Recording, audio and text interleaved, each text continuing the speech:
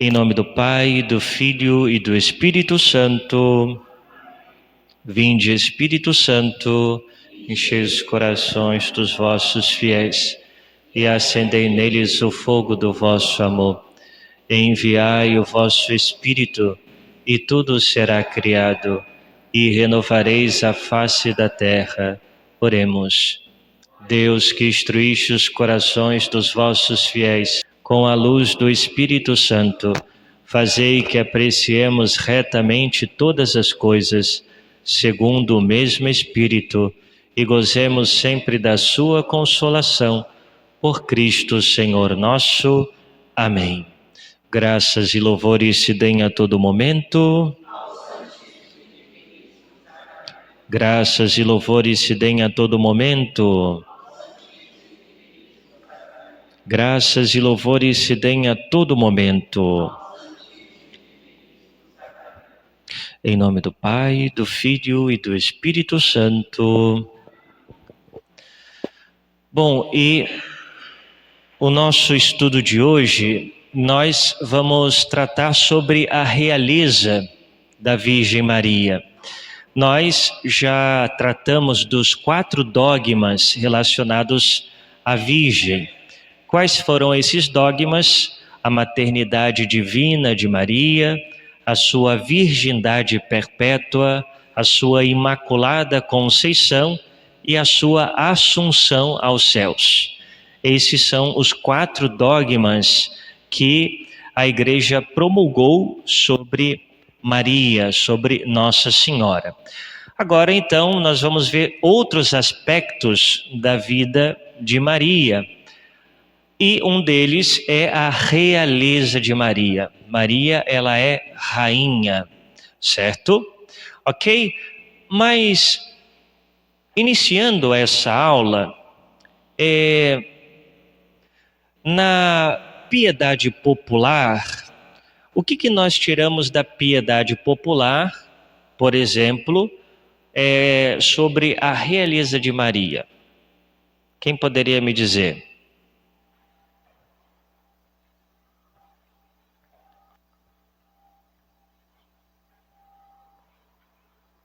Tem nada na piedade popular? Hã? Sobre a realeza de Maria. O que a gente faz como piedade popular que aparece Maria como rainha? Hã? Não. Você sabe o que é piedade popular?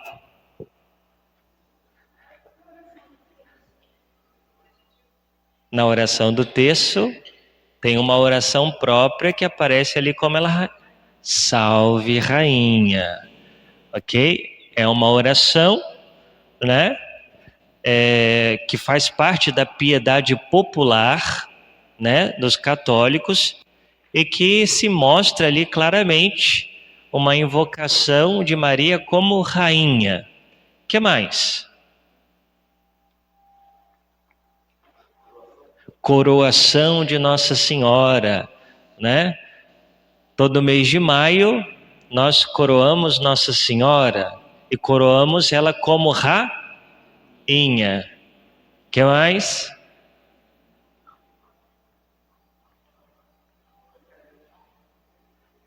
Oi?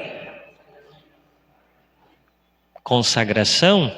Acho que ali não aparece o aspecto da realeza, né?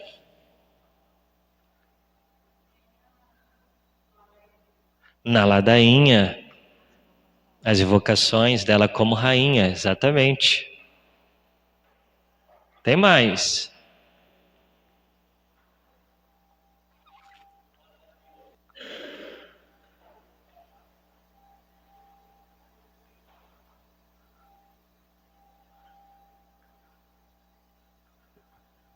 Vocês não conhecem nenhum canto que fale sobre Maria Rainha? Os cantos. Os cantos litúrgicos, mas também os cantos populares, né? Aposto que a senhora aprendeu algum canto de Nossa Senhora Rainha na sua infância.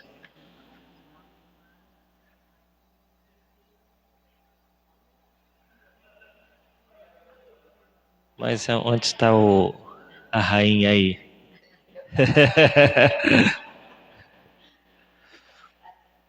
Também existem os cânticos, né? Oi?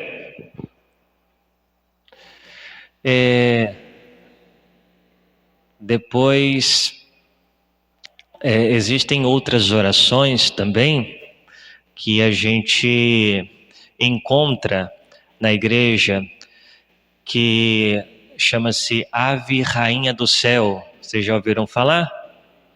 Existe também o Regina Coeli, ou a Rainha do Céu, né? A gente canta, entoa o Regina Coeli no tempo pascal, né? Nós trocamos pelo Ângelus, né? Para dizer que Nossa Senhora é Rainha do Céu, certo?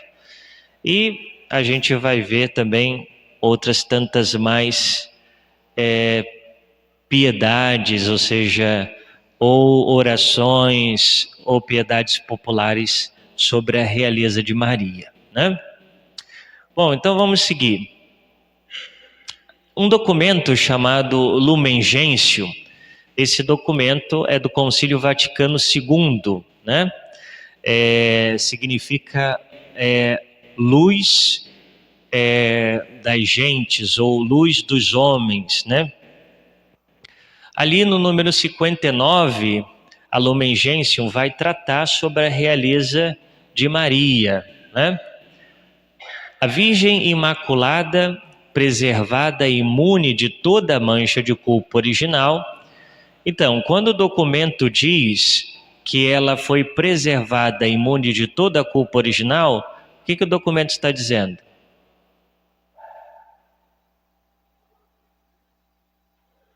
Que ela é imaculada, Imaculada Conceição, certo?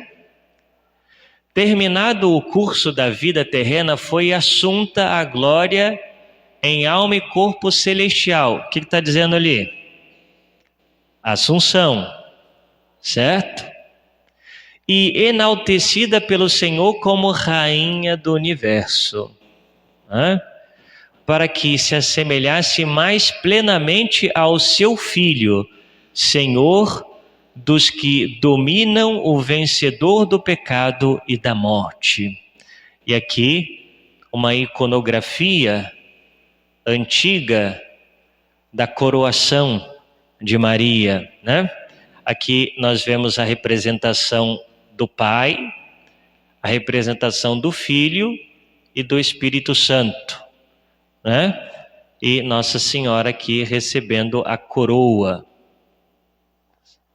E ela então é proclamada como Rainha do Céu, né? Os anjos aqui, etc., e Rainha da Terra. Então, quando a gente diz que Nossa Senhora é Rainha do Céu, nós estamos dizendo que ela é Rainha das criaturas celestes. Quais são as criaturas celestes? Os anjos, ponto. Os anjos. Então ela é Rainha dos anjos e ela é Rainha dos santos, né? Exatamente. Ok? Vamos seguir. Ali na saudação, que nós já vimos muitas vezes ao estudar a vida de Nossa Senhora, no capítulo 1, versículo 43, quando Isabel ouve a saudação da Virgem e ela exclama, de onde me vem, né, essa graça, essa honra de receber em minha casa a mãe do meu Senhor, a mãe do meu Kyrios, a mãe do meu rei, né? Então, quando Isabel ela diz o que devo a honra de receber em minha casa a mãe do meu Senhor. Os judeus, eles usavam a palavra Senhor para não dizer o nome de Deus, porque o nome de Deus era proibido dizer, ok? O nome Yahvé. Era proibido dizer para os judeus. Então, eles, para não usar o nome Yahvé, eles usam o nome Kyrios, Adonai, isto é, que significa Senhor, né? Enquanto nós vemos que Isabel usa essa palavra Adonai, usa essa palavra Kyrios, né, para se referir a Jesus que está no ventre de Isabel, então ela está chamando Jesus de Deus, aquele menininho que está no ventre de Maria. E se ela chama, então, Jesus de Kyrios, Jesus de Adonai, logo ele está chamando a mãe de rainha, senhora e rainha. Tá certo?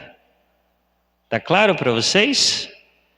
Então logo ela chama de senhora e rainha. Donde a mim está dita que venha ter comigo a mãe do meu Senhor, a mãe do meu Kyrios, a mãe do meu Adonai. Adonai é a forma em hebraico, Kyrios a forma em grego, ok?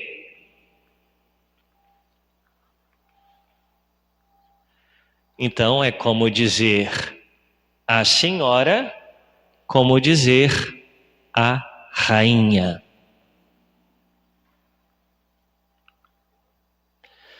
Bem, os padres da igreja,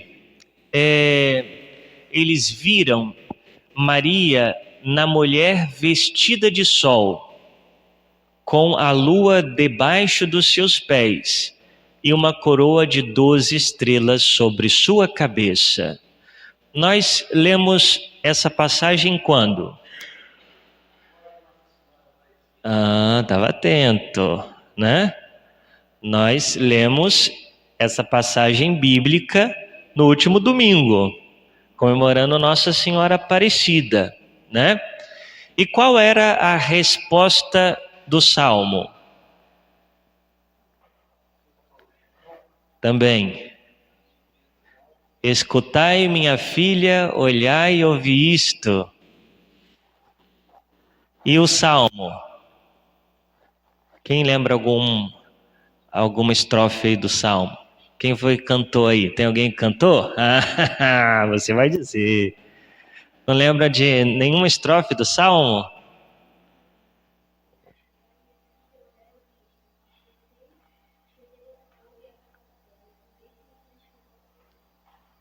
Que o rei se encante com vossa beleza. Lembra mais alguma?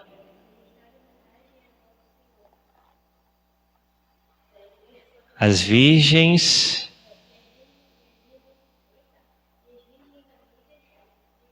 e fazem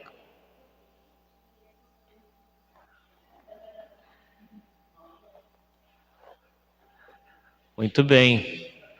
Mas, ou seja, quando a gente canta ou ouve esse salmo, esse salmo está falando de uma rainha, não é?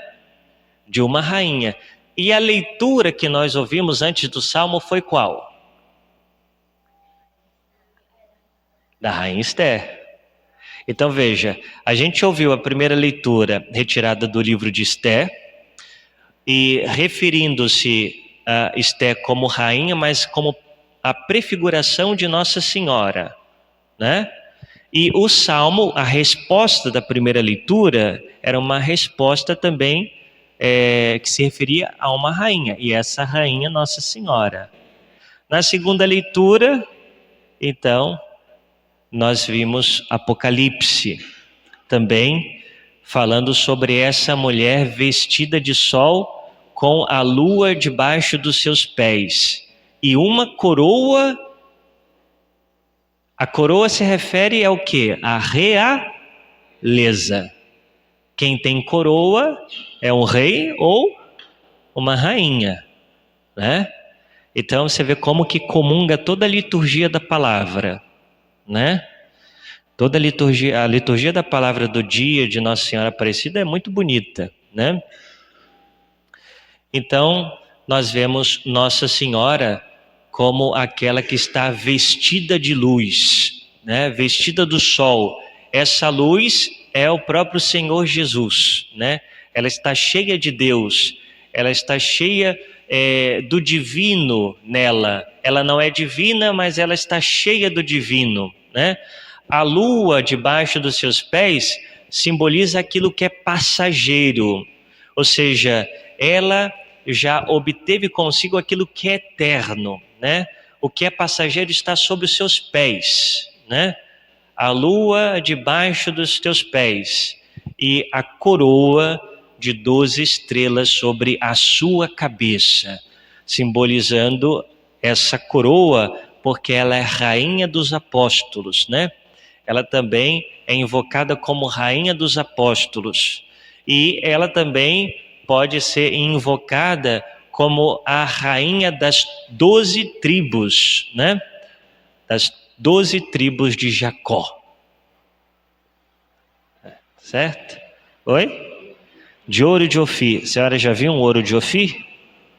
Já? Nem eu. Tudo bem até aqui? Alguma questão? Não, né?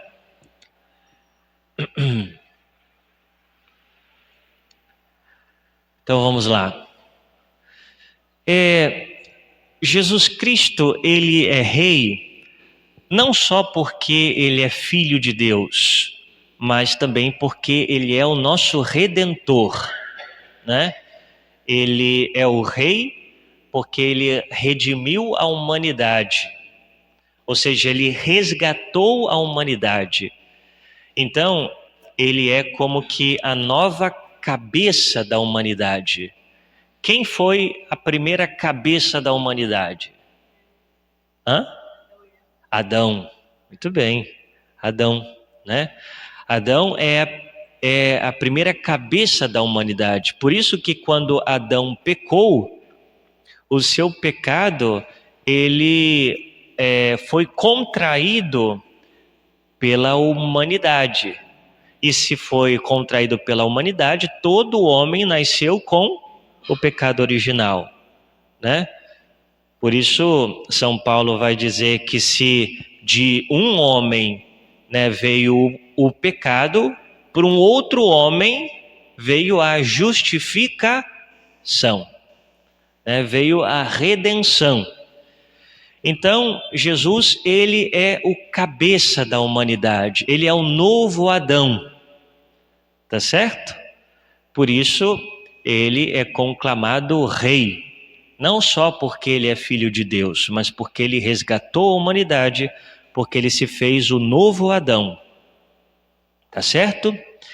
Maria é rainha não só porque ela é mãe de Deus, mas também porque associada como nova Eva ao novo Adão, né? Maria, ela é a nova Eva, né? Se por uma mulher veio o pecado, né? Quem é essa mulher? Eva. Por uma outra mulher nos vem também a redenção. Quem é essa mulher? Maria.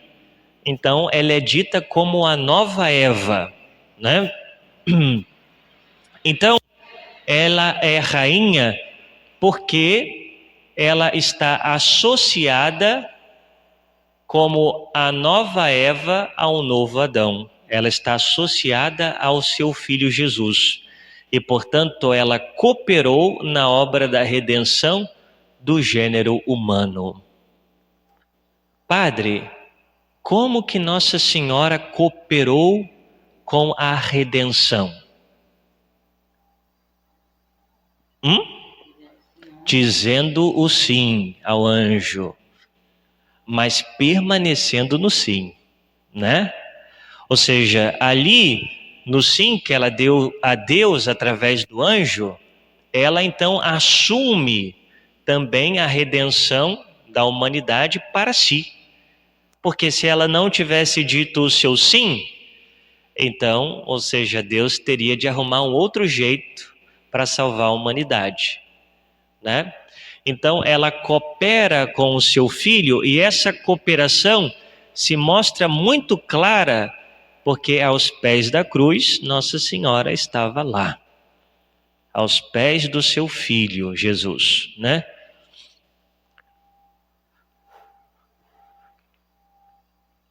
Maria, ela reina com o poder da oração, né?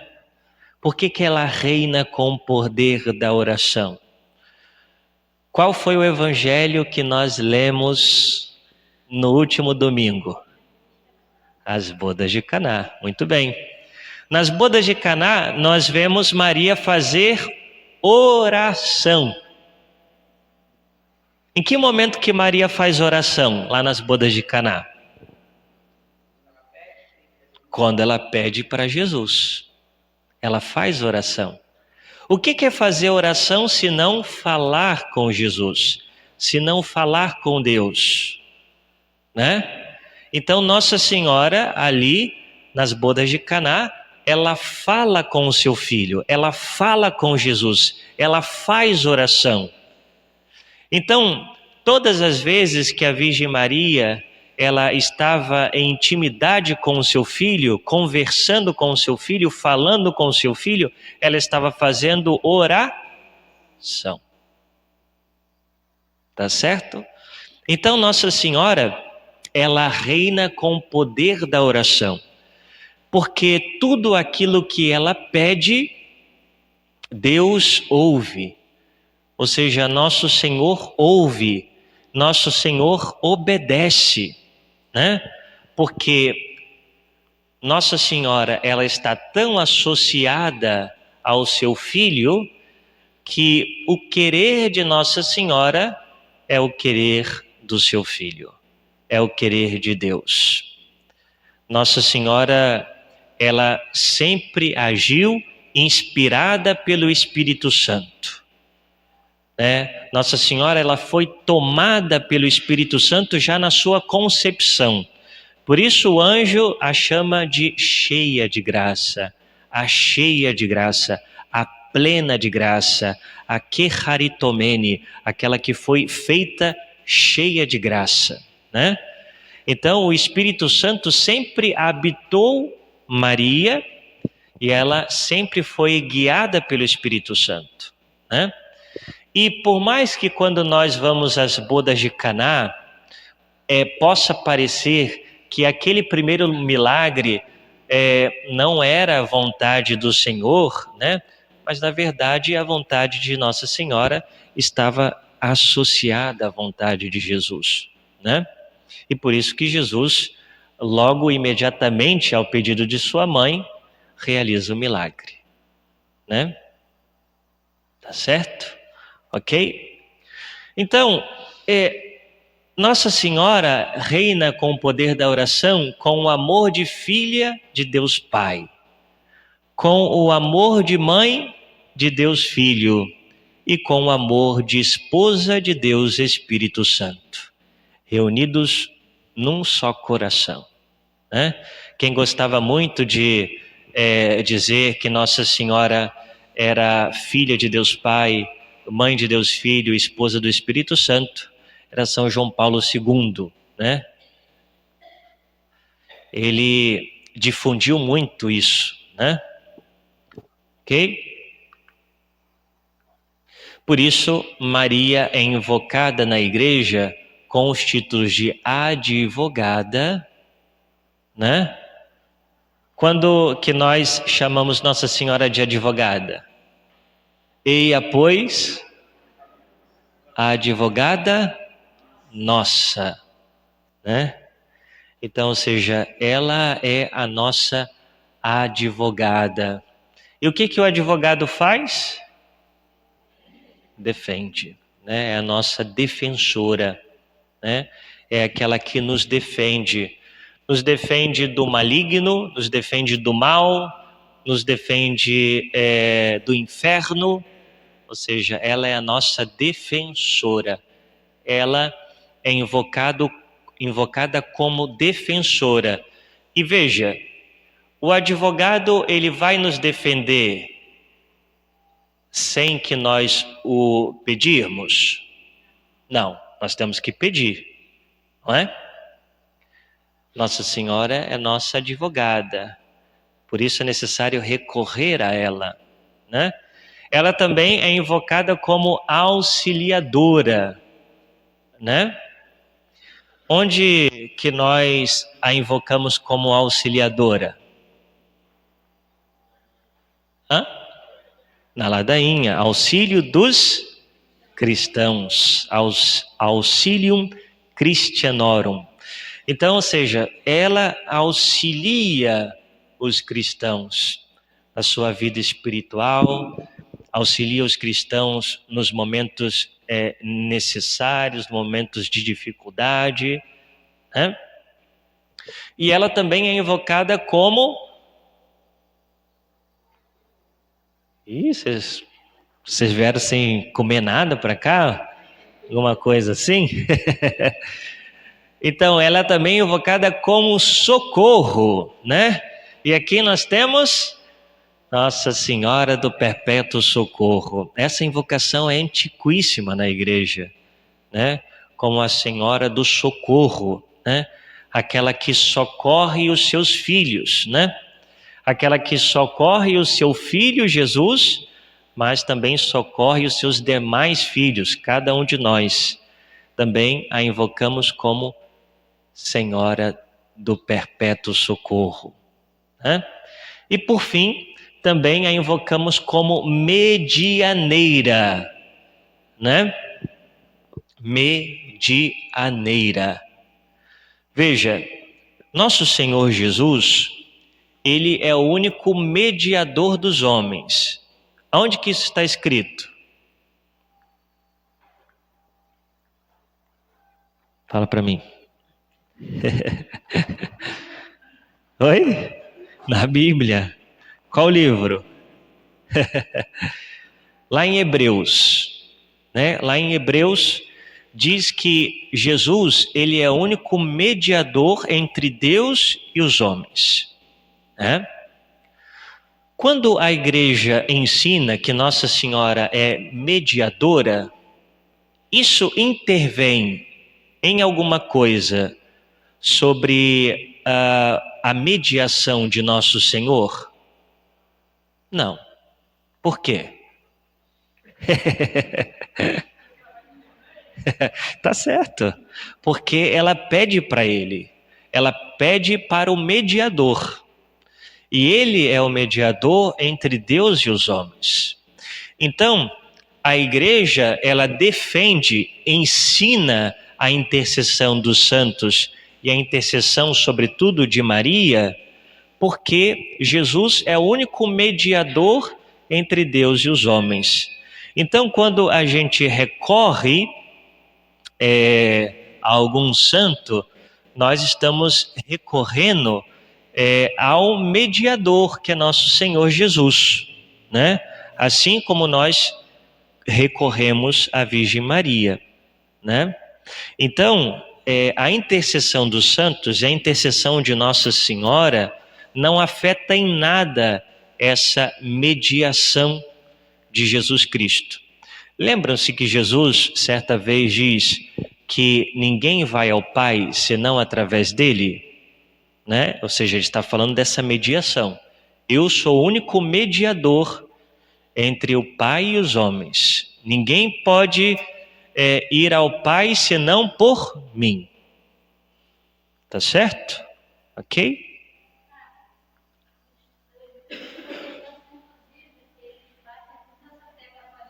Aham.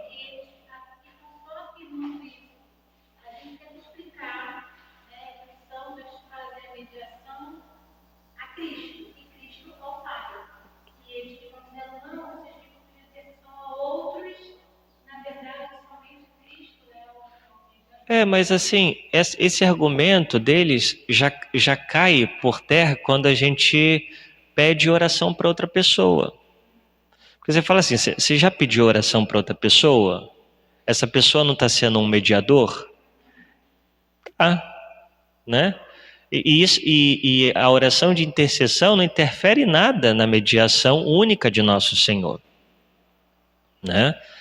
E a gente também precisa entender que quando a gente se refere a Jesus, nós estamos nos referindo também ao Pai e ao Espírito Santo, né?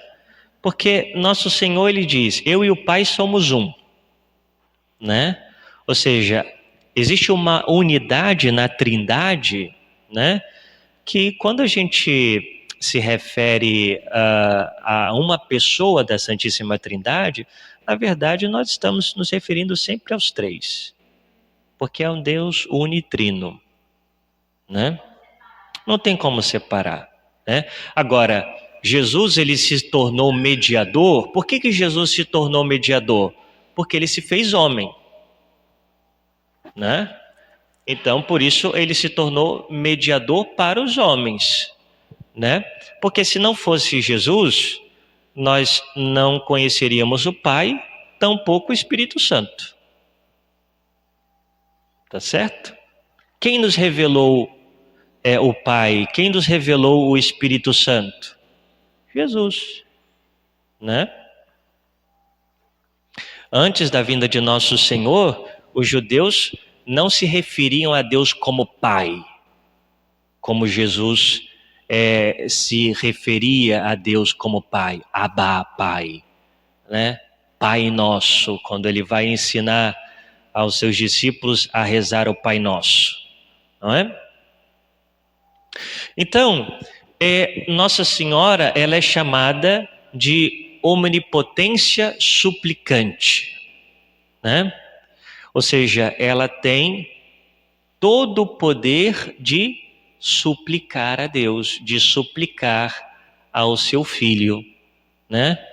Poderíamos dizer que ela é a toda-poderosa nos pedidos, para pedir.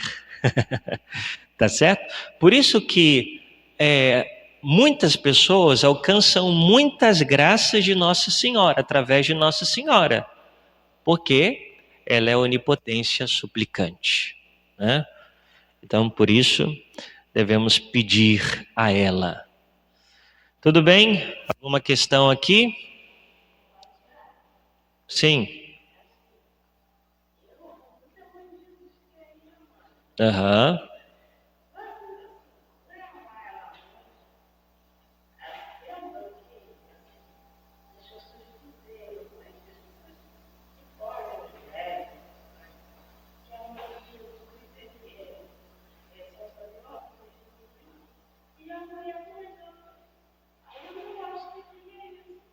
Mas aí a gente reza por essas pessoas, né?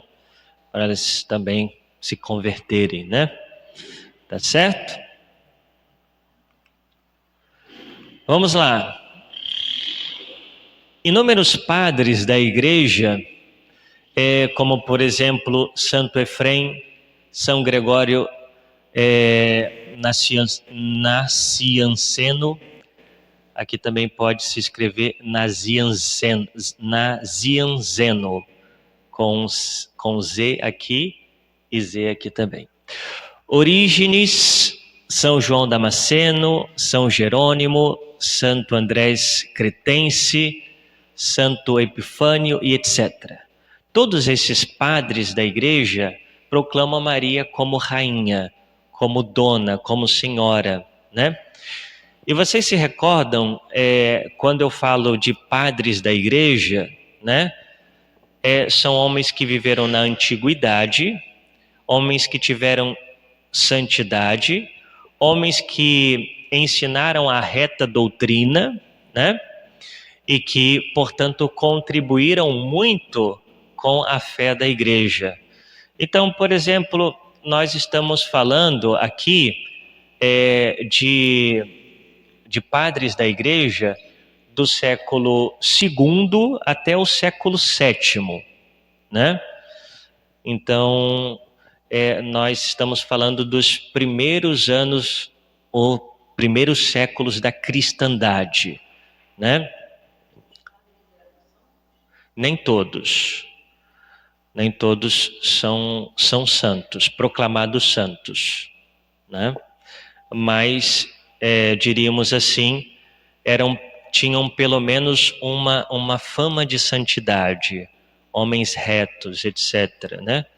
Mas alguns deles, por uma questão ou outra, não foram proclamados santos pela igreja, né? Ok? Tá falhando?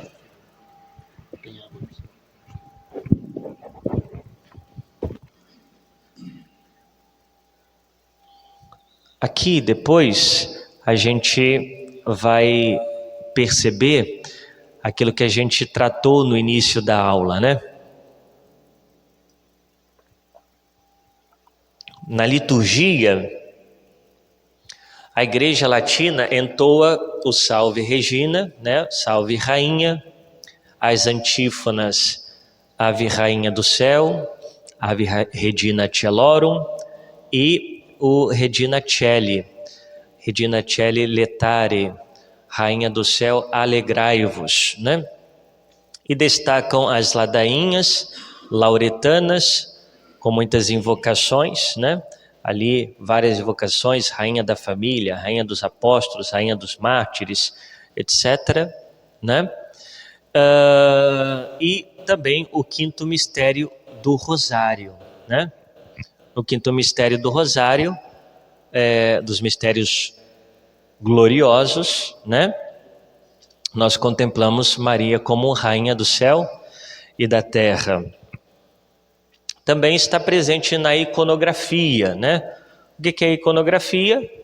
São as imagens, né? As imagens sacras, também os ícones, né? Os quadros, né? Que retratam Nossa Senhora como rainha, como por exemplo esse ícone aqui, também trazendo para nós a coroação de Nossa Senhora. Então veja, a questão da realeza de Nossa Senhora, ela está presente na tradição. Os padres da igreja vão representar a tradição da igreja. O que é a tradição? Se alguém chegasse para vocês e dissesse, o que é a tradição da igreja? Em miúdos, o que seria? Não. Tradição da igreja.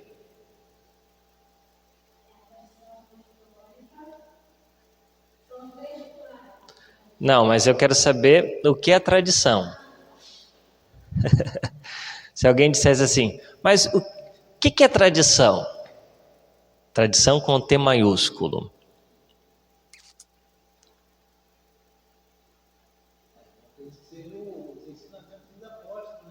Os ensinamentos dos apóstolos, mas que foram transmitidos como?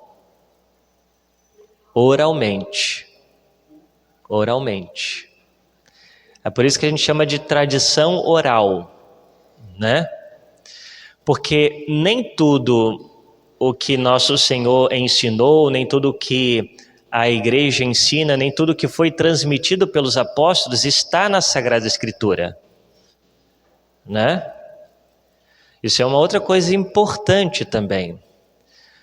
O Papa Bento XVI, quando ele escreve um documento sobre a Sagrada Escritura, né? Não me recordo agora o nome, mas ali ele diz o seguinte, que a Sagrada Escritura contém a palavra de Deus, né? Contém a palavra de Deus, porque a palavra de Deus, ela abrange muito mais do que as Sagradas Escrituras. Quem é a palavra de Deus? A palavra de Deus é uma pessoa. Quem é essa pessoa? Jesus é o verbo, é a palavra. Ele é a palavra de Deus.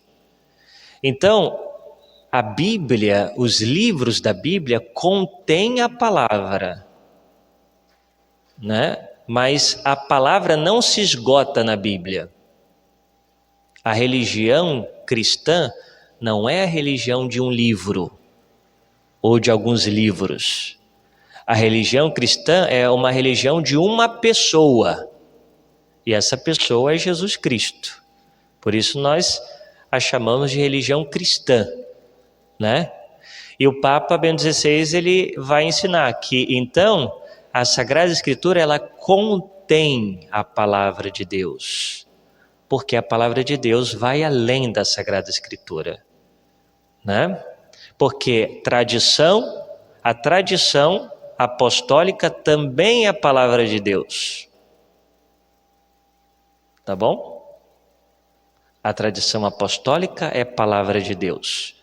A Sagrada Escritura é palavra de Deus, contém a palavra de Deus, né? Então, para que a gente também entenda isso com clareza, tá certo? Ok? Então, os padres da igreja, eles representam a tradição. Por que que eles representam a tradição? Porque os padres da igreja, eles receberam a doutrina diretamente dos apóstolos. Muitos padres da igreja foram discípulos dos apóstolos, né? Então, sendo eles discípulos dos apóstolos, então eles vão transmitir essa palavra aos demais, né? Por quê? Porque nos primeiros séculos, a Sagrada Escritura, os livros da Bíblia, ainda não estavam totalmente fechados, né? A igreja ainda estava discernindo para saber qual livro poderia ser chamado verdadeiro ou não. Então, ainda não havia o cânon das Sagradas Escrituras, né? Só depois, ali no século IV, a igreja então vai fechar o cânon das Sagradas Escrituras, né? Vai dizer assim, ó, esse livro é verídico, esse aqui também, esse aqui também, esse aqui também, mas nos primeiros séculos não, né? Então, a tradição oral, ela, diríamos assim, ela era muito mais usada do que os próprios livros, né? Porque os livros ainda estavam sendo escolhidos pela igreja. Tá certo? Tudo bem? Né?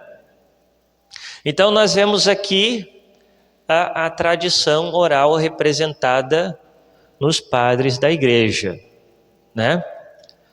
Na liturgia, nós vemos aquilo também que é parte da tradição e que também é parte do magistério, né? O que é o magistério da igreja? Os papas e os bispos unidos ao Papa, né? Então, por exemplo, no magistério da igreja, nós vemos também esse ensinamento, já há muitos anos na história da igreja. Os papas chamavam Nossa Senhora de Rainha. Pio XII dedicou uma encíclica chamada Ad Coeli Reginam, né? Ou seja, a Rainha do Céu. Também João Paulo II insiste que Maria é Rainha Universal, um documento chamado Redemptoris Mater, né? Inclusive eu recomendo a leitura desse documento do Papa São João Paulo II, que ele faz uma explicação muito boa sobre a oração do Santo Terço, né? Ele vai tratar ali sobre a oração do Santo Terço, ele vai dizer que a oração do Santo Terço é uma das orações mais completas. Por quê? Porque ela é uma oração oral e também uma oração mental, né? Então, vale a pena também ler esse documento. Tá certo? Alguma? Foi ele que incluiu, inclusive, também nesse documento. Tá certo? Algo mais? Perguntas, questionamentos, né? Fala, minha filha. Tem nada não? Você quer cantar mais um pouquinho o salmo?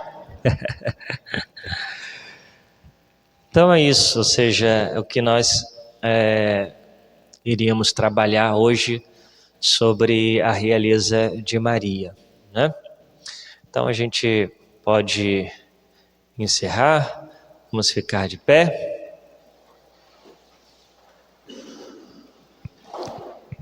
Em nome do Pai, do Filho e do Espírito Santo, nós vos damos graças, Senhor Deus Onipotente, por todos os vossos inúmeros benefícios, vós que viveis e reinais pelos séculos dos séculos. O Senhor esteja convosco. Por intercessão da bem-aventurada e sempre Virgem Maria e de Santa Teresa d'Ávila, abençoe-vos o Deus Todo-Poderoso, Pai, Filho e Espírito Santo. Amém.